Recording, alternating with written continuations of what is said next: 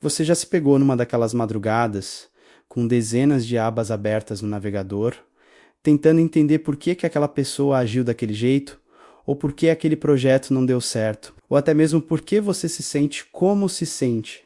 Parece que se a gente conseguir montar o quebra-cabeça, encontrar a causa e o efeito, tudo vai se acalmar. Mas e se eu te disser que essa busca incessante por respostas pode ser, na verdade, uma armadilha? E se o nosso vício em entender tudo for só uma maneira sofisticada de fugir de uma verdade muito mais simples e assustadora, a de que nem tudo tem uma explicação lógica e que às vezes a gente só precisa aceitar o caos? Vamos pensar juntos. Desde pequenos, somos recompensados por saber as respostas. Na escola, quem levanta a mão e acerta a pergunta do professor ganha um ponto, um elogio. A gente aprende que conhecimento é poder, que entender o mundo é a chave para controlá-lo. E isso não está errado, claro. A ciência, a tecnologia, tudo o que construímos como sociedade veio dessa curiosidade, dessa vontade de decifrar os mistérios do universo. O problema começa quando a gente transporta essa mentalidade para áreas da vida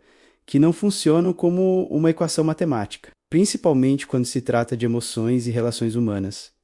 A nossa mente adora uma narrativa, ela precisa de um começo, meio e fim. Quando algo ruim acontece, como o término de um relacionamento, nossa cabeça entra em modo detetive. A gente repassa conversas, analisa mensagens, cria teorias. Será que foi porque eu disse aquilo naquela terça-feira? Ou será que foi porque eu não demonstrei o suficiente? Ficamos tão focados em entender o porquê das falhas, achando que, se soubermos a razão, poderemos consertá-las, como se a vida fosse um software que precisa de ajustes. Mas a verdade é que pessoas são complexas. As motivações são, muitas vezes, um emaranhado de sentimentos, medos e desejos que nem a própria pessoa entende direito. Tentar achar uma única razão para uma atitude é como tentar pegar fumaça com a mão. E enquanto a gente gasta toda essa energia cavando o passado em busca de uma resposta definitiva, a vida está acontecendo aqui e agora. A gente perde a chance de sentir a dor,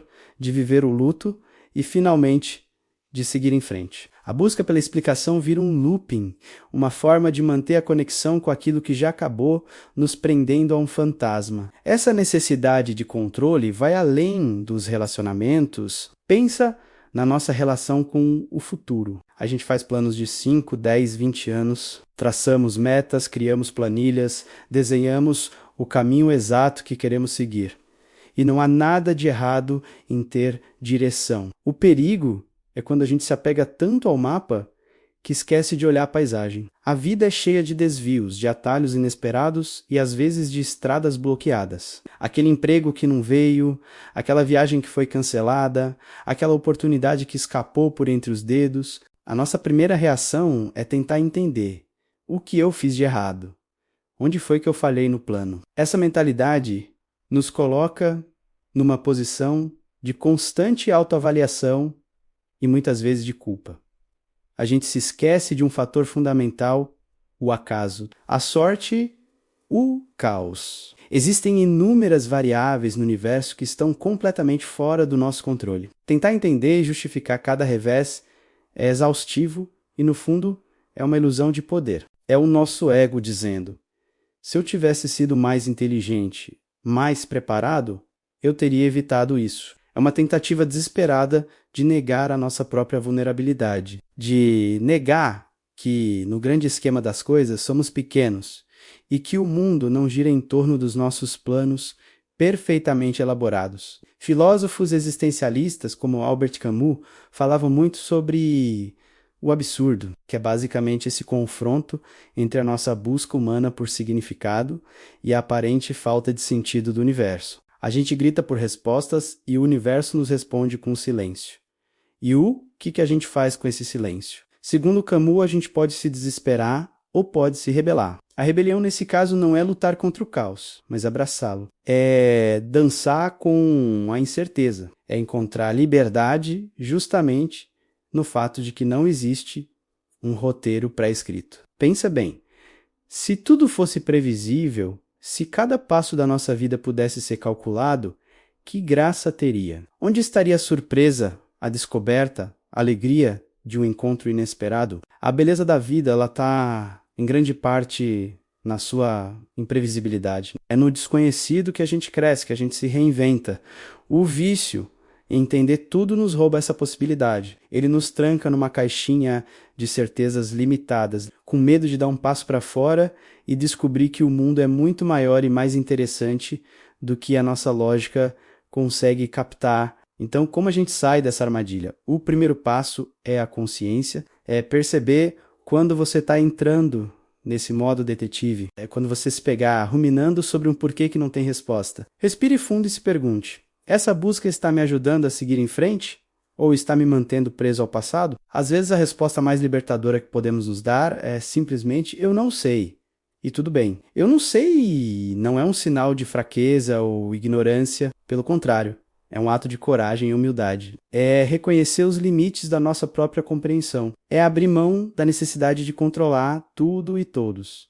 É aceitar que algumas coisas simplesmente são aquele amigo se afastou, aquele projeto não deu certo, aquele sentimento estranho apareceu. Em vez de perguntar por quê, talvez a pergunta mais útil seja: e agora? O que eu faço com isso? Como eu posso cuidar de mim a partir daqui? Como posso aproveitar essa experiência, mesmo sem entender tudo, para me tornar mais forte e mais gentil? Isso é uma jornada, certo? Isso nos leva a um conceito muito importante: a confiança. Não a confiança de que tudo vai dar certo como a gente planejou, mas a confiança na nossa própria capacidade de lidar com o que quer que venha. É a fé de que mesmo que o chão suma sob os nossos pés, nós vamos encontrar uma forma de voar ou de cair e levantar de novo. Essa confiança não vem do conhecimento, mas da experiência. Vem de já ter passado por situações difíceis antes e ter sobrevivido. Vem de saber que a gente é mais forte do que imagina. Quando a gente para de tentar entender tudo, a gente começa a sentir mais. Em vez de analisar o amor, a gente se permite amar. Em vez de teorizar sobre a felicidade, a gente se permite ser feliz nos pequenos momentos. Em vez de racionalizar a tristeza, a gente se permite chorar e deixar que ela passe. A vida é uma experiência sensorial, emocional, e não apenas um exercício intelectual. Tentar encaixar todas as vivências em caixas lógicas é como tentar descrever as cores para quem não pode ver. Você pode até explicar o comprimento de onda da cor vermelha, mas nunca vai conseguir transmitir a sensação de olhar para um pôr do sol. Então, da próxima vez que você se sentir perdido, confuso, ansioso por uma resposta que não vem, experimente fazer as pazes com o não saber. Aceite o mistério. Renda-se ao fluxo da vida. Muitas vezes, a clareza não vem da análise, mas do tempo. As respostas que realmente importam surgem quando a gente para de procurá-las desesperadamente e simplesmente continua vivendo.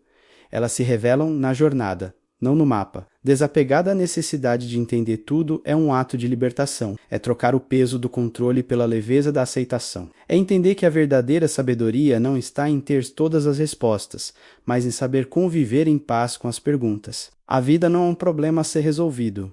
É um mistério a ser vivido. E talvez, só talvez, a maior compreensão de todas seja aceitar que nunca vamos compreender tudo e que isso é maravilhoso. Obrigado por assistir. Se esse vídeo te fez pensar, deixe seu like e compartilhe com alguém que talvez precise ouvir isso. E não se esqueça de se inscrever no canal para mais reflexões como essa. Até a próxima!